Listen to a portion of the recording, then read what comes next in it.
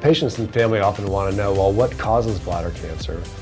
The bladder cancer is one of the very few cancers that does not run in families. In other words, there's not really a genetic component to getting bladder cancer. It's a cancer that's mainly from exposures to carcinogens. These carcinogens generally start early in life. They can be occupational exposure, such as working in paint factories or working around dyes, or being exposed to tobacco, smoke, or smoking, or the patient smoking themselves. And the risk of bladder cancer goes up with age. There are definitely some things that used to be in the drinking water, such as arsenic, which increases the risk of bladder cancer, and also recurrent urinary infections or bladder stones can also increase the risk of bladder cancer.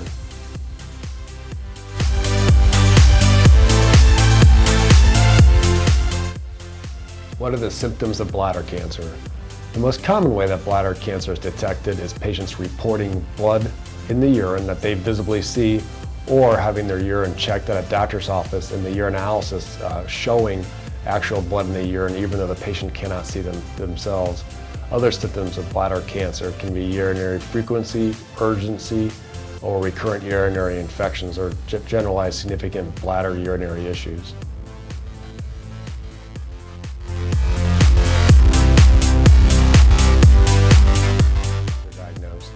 The diagnosis of bladder cancer first begins with getting a thorough medical history and asking the patients about risk factors or exposures to chemicals or carcinogens that can increase their risk of bladder cancer.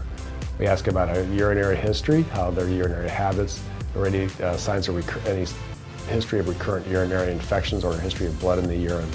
We also do a thorough urinalysis to check for any signs of blood in the urine, and there are some urine tests that can be performed, such as cytology, which looks for any abnormal cells in the urine. If it is appropriate, we would recommend a cystoscopy, which is where we take a miniature small fiber optic telescope and visualize the bladder wall to verify it is healthy. Most patients choose to have mild sedation for this test to make sure that they are comfortable, and it is a well-tolerated test that's very safe and is one of the best ways to make the diagnosis of bladder cancer. Sometimes, if it's appropriate, we'll order a CAT scan or other radiologic tests to check on the health of the outside of the bladder also.